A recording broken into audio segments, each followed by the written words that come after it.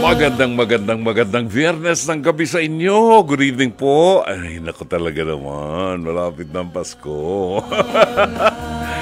Good evening ho. Brother June Banaag po ang nag-aanyaya sa inyo. Nasamahan kami ngayong Biyernes ng gabi, September 6. Hanggang alas 11 po dito sa 92.3 Radio 5 True FM. Ang hindi lang talagang totoong nagmamahal sa inyo. Whether you like it or don't. Di ba? Bakit ganon? Sapagkat ang 92.3 Radyo 5 True FM ay napapakinggan po sa buong Mega Manila. At tayo rin po ay kasabayang napapanood at napapakinggan sa Facebook page ng 92.3 True FM. Pakishare din po ang ating live stream sa ating mga episode at ang ating episode tonight. At syempre mga kapatid, i-follow, like, and share ang ating social media accounts. Ito po ay at Radio 5 True FM sa X, formerly Twitter, Threads, Instagram, Facebook at TikTok. Siyempre, huwag niyo kalimutan, mag-subscribe naman kayo sa Radio 5 True FM YouTube channel. Diyan ho ninyo mapapanood yung mga dati na nating mga episodes. Nandyan pa. Mapapanood niyo dyan. Payat pa ako dyan. Ayun. Di ba? Ganun eh. Pwede yung balikan yung mga nagdaan. Para naman po sa mga nais maging bahagi ng ating programa at makibahagi ng kanilang kwento ng buhay nila, kasaysayan ng buhay, kasaysayan ng tagumpay, or mga suliranin na gusto po ninyong idulog sa ating palatuntunan, maaari po kayo magpadala ng mensahe sa Dr. Love Facebook Messenger. O dili kaya ay tumawag po sa ating hotline sa 8631-5788 at 8631-6674. Anyway, yan ho, 9:45 na. Ibabalik, ihahatid ho namin sa inyo ang mabuting balita para sa araw na ito ng Biyernes, September 6 sa ating pagbabalik.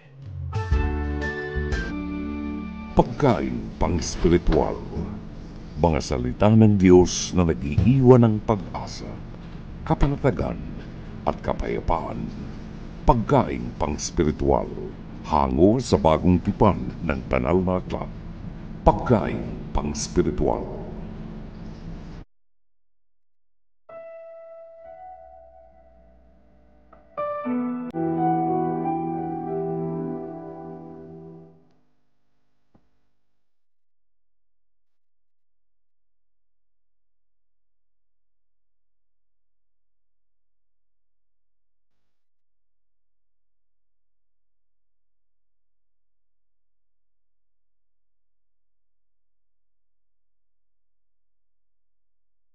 Narito ang ating pagkain pang-spiritual para sa araw na ito ng Biyernes, ika-6 ng Setyembre.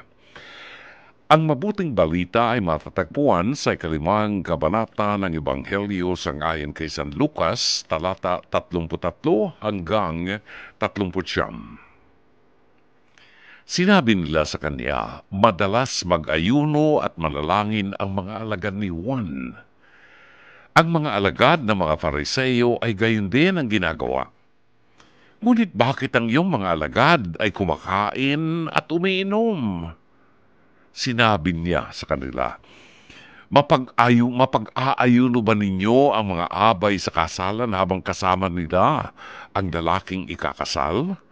Darating ang mga araw na ang lalaking ikakasal ay aalisin sa kanila.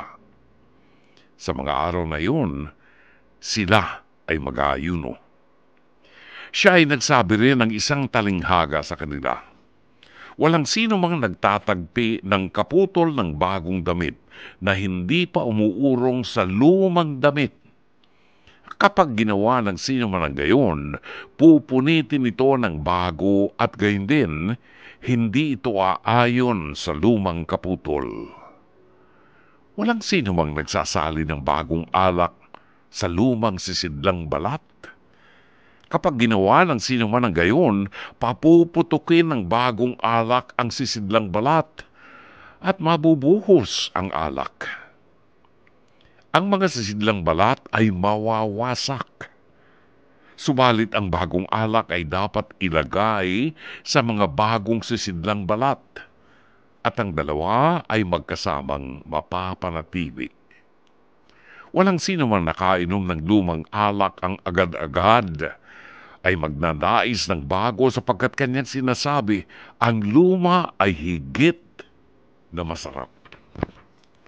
Mga kapatid, ang mabuting balita ng Panginoon. Pagkain pang-spiritual. Mga salita ng Diyos na nag-iiwan ng pag-asa, kapanatagan at kapayapaan. Pagkain pang-spiritual. Hango sa bagong tipan ng banal na aklat. Pagkain pang-spiritual. Maraming salamat. Oras natin 9 minuto bago mag-alas 10 ng gabi. Puntahan natin ngayon ang ating episode sa ating Pest to Pest, Hirit ni Dr. Love. Ito po ay napanood kaninang umaga sa programang Face to Face sa TV5 na sumasa inyo Lunes hanggang Biyernes, alas 10:15 hanggang alas 11:15 ng umaga. At meron po itong replay sa Signal TV 1PH, Channel 1, mula alas 8 hanggang alas 9 ng gabi. Narito at panoorin po natin ang ating episode ngayong gabi at ito ay pinamagatang Mas Maganda Ako Sa'yo, Te. Te, mas maganda ako sa'yo. Panoorin po natin. Narito. Miss Pinky Rose, ano ang at sino ang inirereklamo mo tungkol saan din? Hindi rin reklamo ko yung balik ba makikita siya sa pinsan. So, ewan ko bakit lagi siyang galit sa akin at lagi, siguro ingit nga talaga kasi yung lumabang kami ni Miss Gay, sinira niya yung gown, yung costume ko. Tapos everyday na lang, araw-araw niya akong inaaway. Sinira niya yung costume mo doon mismo sa pageant Hindi na... naman actually sa stage, sa backstage. Sa backstage. Nung pageant night mismo. Yes. So, paano ka? Anong sinuot mo? Kineri ko pa rin. Na kahit sira na. Yes. So, nailakad ko siya na maayos. Yung pag end ng pageant, ako pa rin title. Ikaw yung bongga! Professional, bongga. Ang bongga nun. Pero ang tanong ko, anong pinag-ugatan nito? Anong dahilan? Bakit umabot siya sa paninira ng yan ang hindi ko alam sa kanya kung mo? Bakit lagi siyang galit sa akin. Yun ang hindi ko maintindihan. Sino ba siya? Si Adam Del Castillo. Adam. Okay, pero that night, kasali din siya sa pageant. Yeah. Nag-alitan ba kayo? May away ba kayo before the pageant? Wala naman. Ewan ko lang kung bakit lagi siyang ganyan sa akin. Talaga Tuwing ba? lasing siya, nagagalit siya sa akin. Lasing ba siya nung pageant? Yes. So kaya nababad trip Kaya siya? ko nga sa kanya, inggit talaga siya sa akin. Okay, bakit mo nasabing naiinggit siya sa'yo? Kita naman na mas maganda ako sa kanya. Mamaya. Kita ba talaga? Tawagin natin ang sinasabing naiinggit kay Pinky Rose dahil never pa raw siyang nanalo sa beauty contest. Adam, pasok!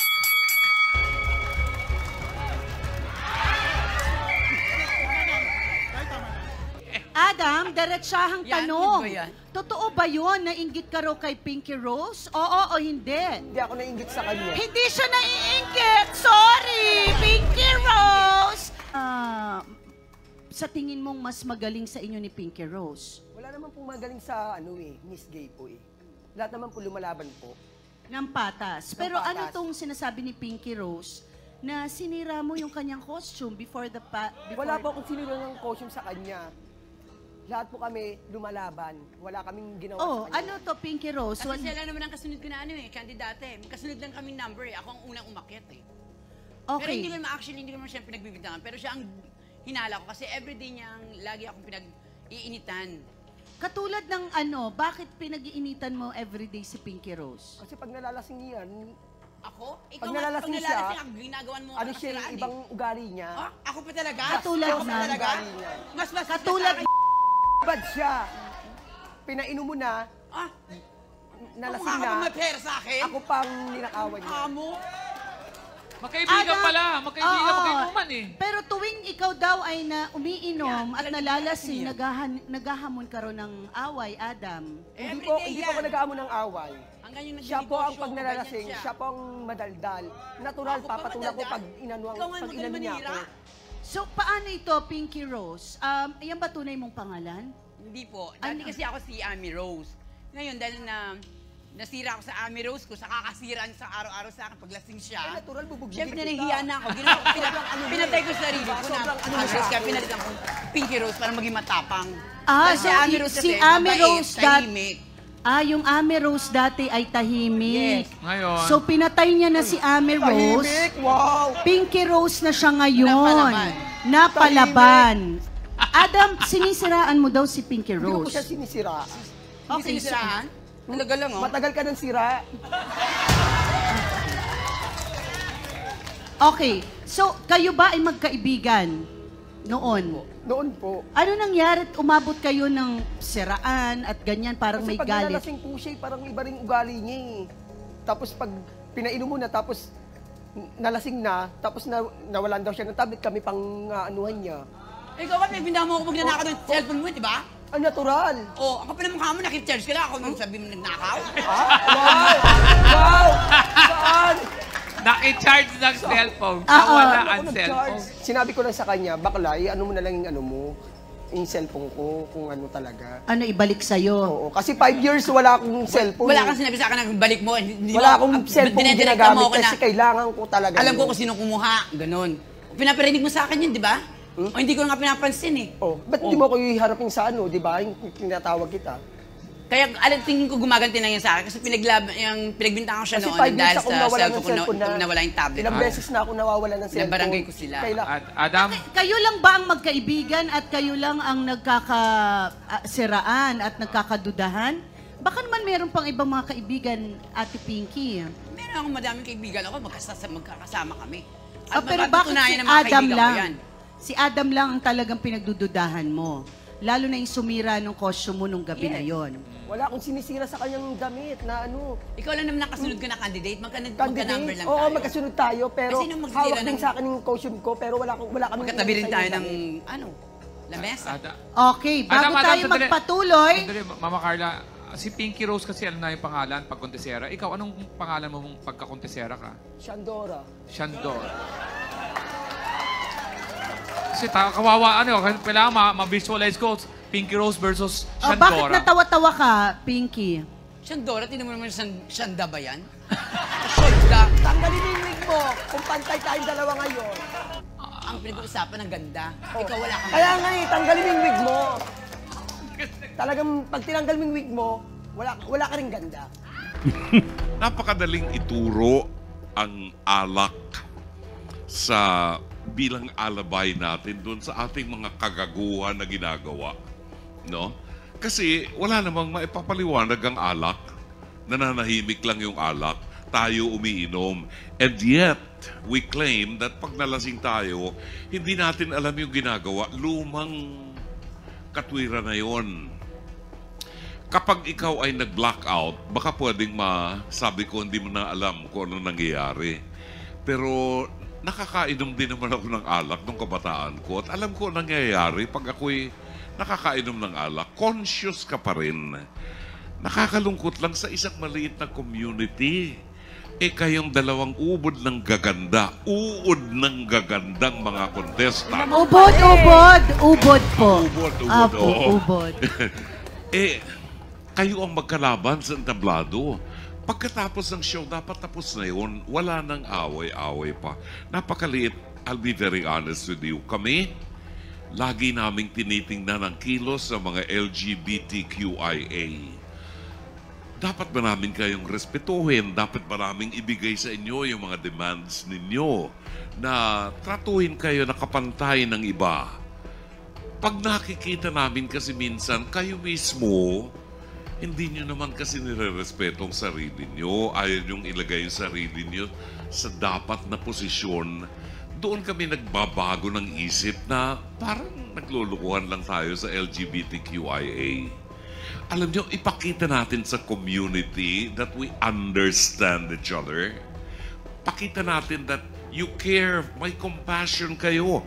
After all, iisa ang takbo ng isip nyo, di ba? Pero pag sa buong komunidad ay anong tawag, nuisance na kayo, nakakairita na kayo sa buong barangay, something is terribly wrong with you people, no? Sana lang maibalik yung kapayapaan dun sa inyong lugar. At bago matapos ang programa natin, Adam, sana maayos yung dalawa kasi magkaibigan naman kayo dati. At yung mga accusations niyo, wala naman yatang basihan, wala naman yatang evidences, di ba? Pag-aralan niyo, baka magkasundo kayo uli, ha? Para makita ng tao na kagalang-galang pala ang mga kapatid nating LGBTQIA. Salamat. Maraming salamat, Dr. Love. Salamat din sa iyo, Mama Carla. Ganyan ho talaga eh. Kung sa bagay, usapang bakla. Sabi ko, usapang bakla, mamaya bati na sila. Ganun lang ho yan. Parang may tipong sense of insecurity every now and then. Pag nakakakita ka mas maganda kaysa sa'yo. Di ba? Ay, normal yan. Pero, sa mga gays na kakilala natin, napakadali nilang magpatawad. Napakadaling magpatawad. Kung ano man, samahan ng loob niyan, nalilimutan ka agad yan. Di ba? Anyway, oras natin, ganat ng alas 10:02 ng gabi. Alright, nasa pangalawang bahagi po tayo ng ating programa. At kunin natin yung reaction ng ating mga listeners doon sa ating episode ng Pest to Pest. Mas maganda ako sa iyo, te. Di ba? Ito si Roberto Ignacio na kanina lamang ay umiiyak. Oo, nag-text siya sa akin. Kanina lang umiiyak siya. Sabi niya, Brother June, sobrang lungkot ko at umiiyak po ako ngayon. Kasi umalis na si Joyce Balancio sa ABS-CBN. At nagsilang na yung asawa ng kaibigan ko na si Justin Bieber ng Sanggol. Yun. Baka ikaw ang gagawin, Ninong. Ang sabi ni Roberto Ignacio, mas maganda ka kasi. Nilagay mo yung make-up para mukha kang magandang babae na mala beauty queen. Sino sinasabihan niya nito? Si Pinky Rose ba? Ayun. Samantala si Marvin Zandro Riabad, sabi niya, Brother John, ang masasabi ko lamang po, sila ang tunay na mga imahe ng uod ng ganda. Ay talaga namang uod ng ganda, di ba? At ang kaibigan natin, si Teacher JC Kalasikas po ay meron lamang pong announcement na gustong ibahagi sa ating mga kaibigan. Kami po ay nagpapaabot ng aming taus-pusong pakikiramay, our prayerful condolences to the family, the bereaved family of Arnold Kalasikas. Ang butihing ama ni JC Kalasikas po ay pumanaw na ngayong araw na ito, September 6. Ang kanyang mga labi ay kasalukuyan po nakalagak sa Immaculate Conception Memorial Chapel sa Guyong, Santa Maria, Bulacan. Muli ang aming pagpapahatid po ng aming condolences sa buong pamilya, the bereaved family of yung father po ni JC Kalasikas. 14 na minuto makalipas ang alas 10 ng gabi. Magandang gabi kay Francis Anthony Gador ng Antipolo City. Good evening din at magandang gabi kay Engineer Mercy Santos ng Pasig City. Buhat sa San Pedro, Laguna, si Susan Reyes Montinola. Elvira Cabahog ng Pasay City, buwabati ng magandang gabi and have a good weekend.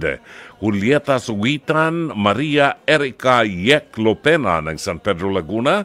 Chato Sakluti, happy weekend everyone. Sally Estabilio Rogeria, listening from Taguig City.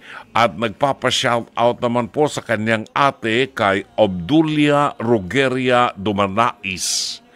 Buhat po kay Sally Estabilio Rogeria. Si Neneng Dula ay buwabati po ng magandang gabi at happy listening, Mar Villaruel. Good evening, Dr. Love, si Mar and Lenny Villaruel. We are listening every night.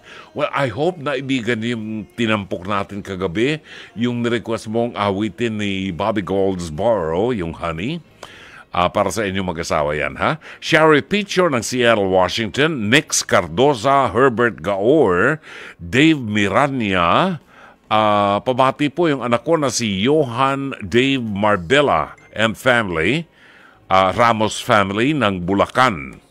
Lilian Panaligan Buen ng Parañaque City and Chato Saclute, buwabati ng magandang gabi sa inyong lahat. Mamaya po ay ating tutunghayan ang isang liham kasaysayan at nais namin kayong aniyahan na kung meron kayong mga kasaysayan ng pag-ibig, kasaysayan ng tagumpay, or suliranin na gusto po ninyong idulog sa ating programa para mapag-usapan natin at mabigyan ng konting counseling, maaari po kayo magpadala ng inyong mensahe sa ating programa sa Dr. Love Facebook Messenger o kaya po ay mag-comment sa ating live stream or po pwede ko kayong tumawag sa ating hotlines 86315788 at 86316674. Aba, ang kaibigan natin, si Edna Calleja, ay nais bumati ng maligayang pakikinig kay Mark Herrera. Si Mark Herrera ay makakasama natin sa pilgrimage sa sa Marian Pilgrimage is coming October 5 to 21. Kaya nakabalik na pala si Mark. Alam ko nagpunta ng ng Vietnam, no? Welcome back, Mark Herrera. Tagal na tayong hindi nagkikita. Okay. All right. Okay. Nagtatanong si Edna Calleja kung may plano raw ba akong maggumawa ng pilgrimage sa Batanes. Actually, Batanes, nagpunta na tayo riyan nung araw nung nasa kabilang station pa tayo. At doon sa Cathedral ng Immaculate Conception, si Father Zenki Manabat, ang rektor ng Cathedral, tinulungan natin yung kanilang simbahan nung masira ng bagyo, ng lindol. At ang Dr. Love Pilgrims ay nagpagawa po ng tumulong para makagawa ng kampana, yung bell, no, ng cathedral. So, tingnan natin, siguro mga bandang buwan ng Pebrero ang magandang panahon para dumalaw tayo dyan sa Batanes. So, let you know, napakagandang lugar yan. At sapagkat ngayon ay Biyernes ng gabi, ang ating mga itinatampok na awitin kapag gabi ng Biyernes ay mga awitin pong OPM, Original Filipino Music, mga folk songs, mga Filipino folk songs, at ito ay mga awitin, karamihan po yung mga bihira na nating matinig na ayaw nating malimutan at gusto nating ipalaala sa ating mga kaibigan at mga kabataan kung gaano kaganda ang mga awiting kundiman, mga awiting Pilipino. Narito ang isang awiting magbabalik sa atin sa kahapon. 18 minutes after 10.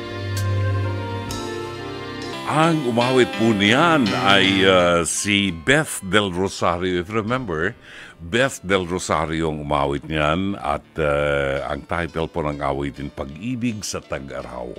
At 22 minutes after 10 o'clock sa pangalawa tuling bahagi ng ating programang Dr. Love. Batiin ko lang po ng magandang gabi at happy listening. Reverend Father Gaspar Sigaya, OP, ang archivist ng UST. Magkasama kami kanina doon sa embassy at nagkukwentuhan kami. Iisang congregation kami, Order Preachers, at siya ay magtutungo. Saan ba ang punta niya? Portugal ba? Sa Spain yata or something. Ayun. Basta anyway, nagkita kami. Tagal na kami hindi nagkita. Father Gaspar Sigaya, OP. Magandang gabi at happy listening po. At ang ating mga kaibigan ay nagpadala ng mensahe sa atin si Vivian Gatdula. Nabuwabati na magandang gabi. Matagal na po ako nakikinig sa inyong programa sa radyo pa. Doon sa kabilang himpilan pa, sabi ni Vivian Gatdula. Si Josephine Abibuag Gasper ay buwabati na magandang gabi. Lorna Alvarez, magandang gabi sa inyo. At Nagpapasalamat ho kami na patuloy kayo nagtitiwala sa ating programa.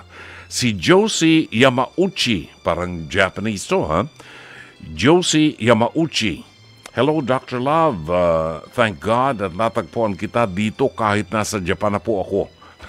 Marami ho tayong kaibigan dyan sa Japan. Tokyo, sa Japan. The last time I was there, nagkaroon kami ng meet and greet sa mga listeners, mga fans ng ating mga programa. Nagtungo po kami sa Nagoya, Japan at napakaraming mga Pilipino dyan. Nakakatuwa po.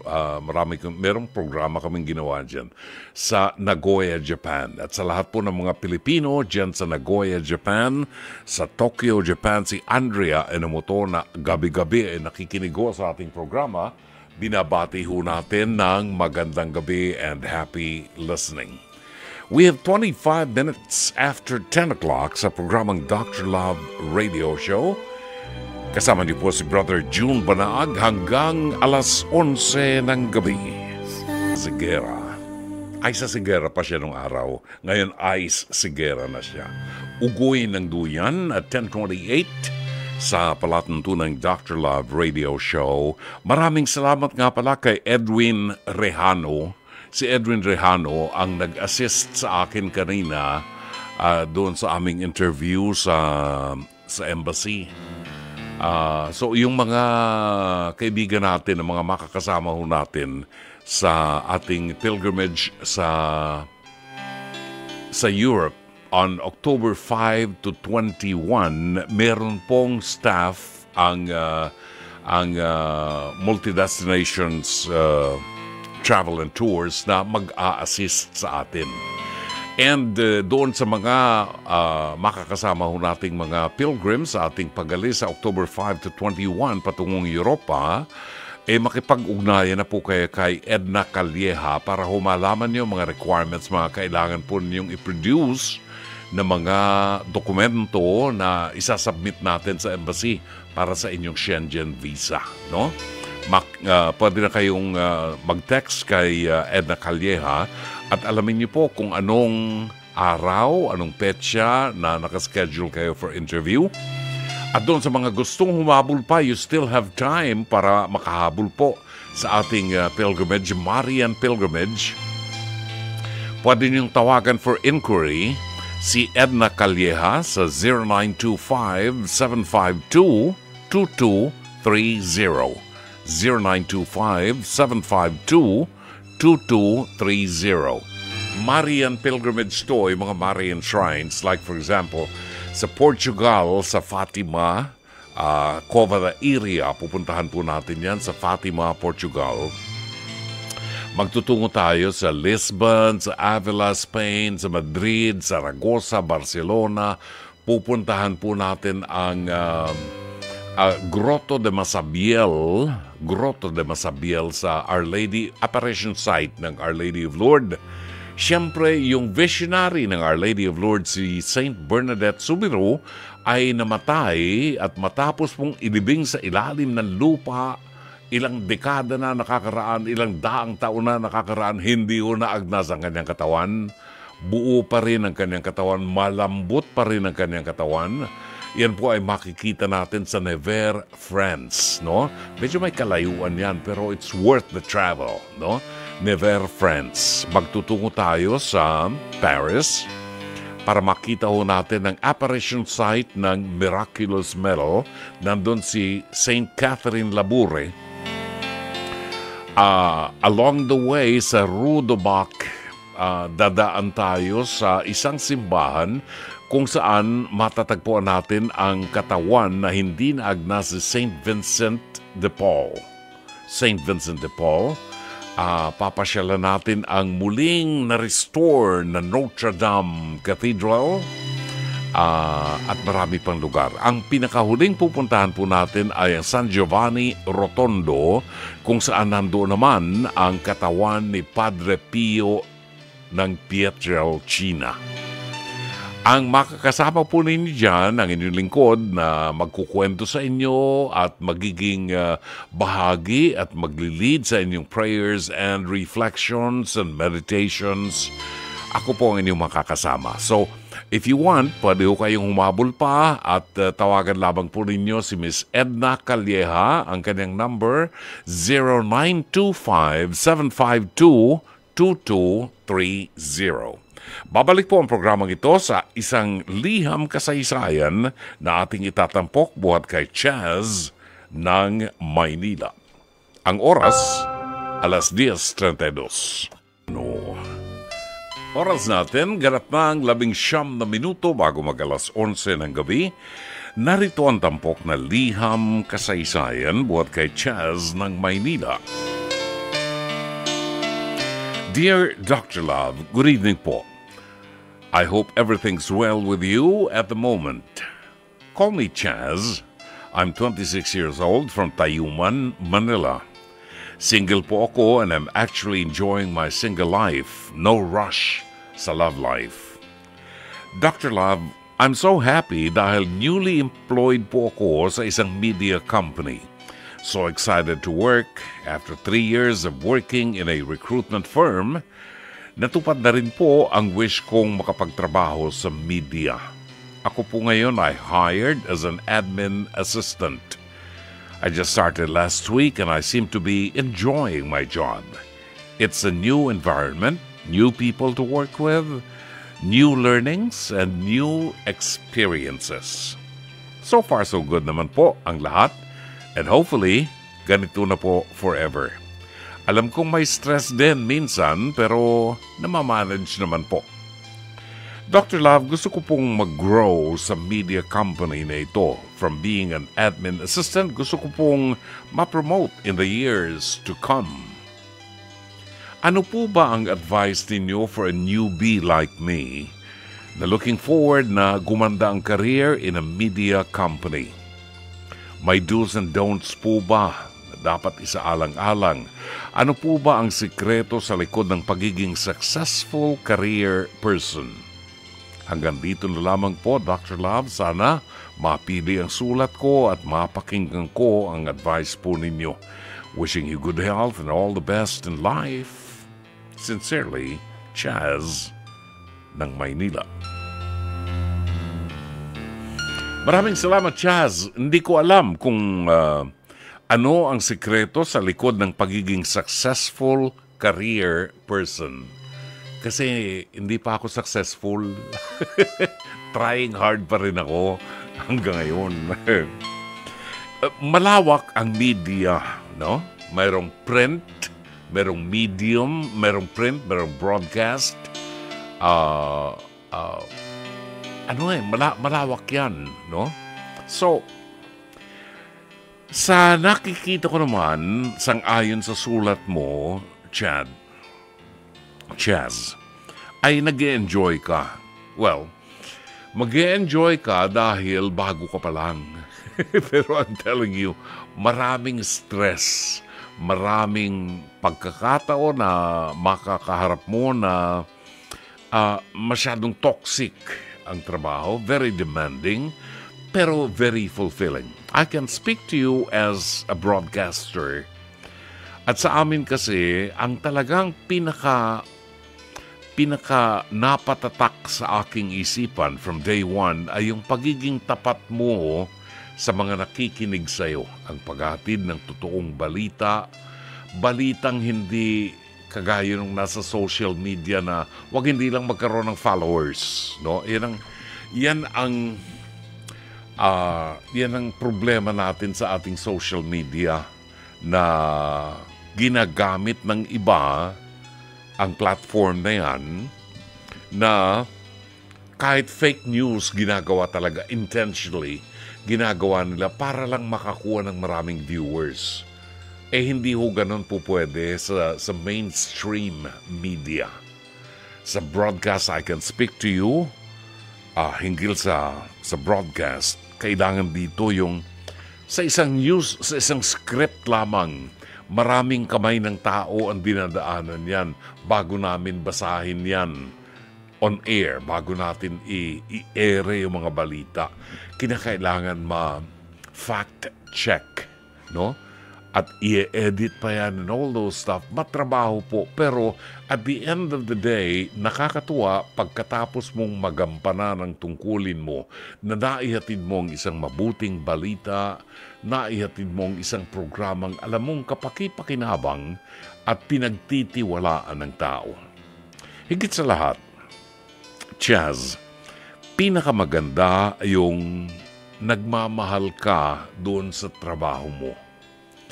Hindi ito isang trabaho lamang, no? Kung maitatanong mo sa mga nakasama ko sa industriya ng pagbabalita, sa industriya ng broadcast, marami sa amin ang makapagsasabi sa iyo na yung mga nagtagal sa radyo, hindi ho kami nagtatrabaho dito sa radyo. Hindi ho kami nagtatrabaho sa radyo. Kami ho ay naglalaro lang. Anong ibig sabihin? We are enjoying every minute of the program. Kapag na-enjoy mo yung trabaho mo, hindi ka na nagtatrabaho, naglalaro ka na lang. You're enjoying every minute of it. Parang kapag nakapag-deliver ka ng isang magandang programa, sabi nga nung aming producer, work and play rolled into one. Parang sandwich yan, nandun na lahat, Pag yung isang sandwich na yan, mayroong veggie, mayroong vegetables, mayroong meat, lahat ang lasa ay masarap. At ito ang inihain mo sa iyong bisita at nagustuhan nila. Sa amin, napakahalaga po noon kapag ikaw ay napagkatiwalaan ng higit na nakararaming nakikinig sa programa mo. Pagpapatunay niyan ang mga achievements ng aming programa, ang achievements ng mga radio and television personalities, mga tinanggap na awards buhat sa iba't ibang award-giving bodies na talagang nirerespeto. Ang lahat ng yan, lahat ng tagumpay na yan sapagkat mahal mo ang trabaho mo. There are times when very toxic ang trabaho, gusto mong umuwi na, pero hindi ka makauwi dahil kailangan tapusin mo yan. Now, isang aral lang siguro na gusto kong iwanan sa iyo. Kailangan maingat ka rin sa pagpili ng mga kaibigan. Hindi po lahat ng mga makakasalamuha mo sa aming industriya, sa media lalo na, ay kaibigan mo. Meron kang makakasalamuhang tao dyan na ang tanging intensyon ay hilahin ka pababa. So mag-iingat din. Pero ang pinakamahalaga ay matutuhan mo na mahalin ang iyong trabaho at mag-enjoy sa trabaho mo. Kapag nagawa mo ang bagay na yan, matatapos ang 8 oras nang hindi ka napapagod and you will look for more. Sana'y natulungan ka ng palatuntunan ito. As always, Dr. Love. Pansamantala, magpapaalam po ang inyong lingkod at muli po kaming magbabalik sa araw ng Lunes, gabi ng Lunes, alas 9:30 hanggang alas 11. Sa ngalan po ng ating buong production staff, sa pamuno ng ating General Manager ng Nation Broadcasting Corporation, Mr. Raul de la Cruz, ang head ng ating Programming and Production, Alvin Maanyo, ang ating Operations Manager, Cherry Baile, ang ating producer, si Jake Bakud, ang ating naging technical director ngayon, si Direk Grace Toledo, radio studio technician, Ron Eugene Cruz, ang ating ORAD operator, Mike Santillan, at ang ating PA at avid operator, Mike Bulayog. Ito po naman ang inyong lingkod, Brother June Banaag, OP, pansamantalang magpapaalam. Hanggang sa Lunes, magandang gabi, maraming salamat, Shabbat Shalom.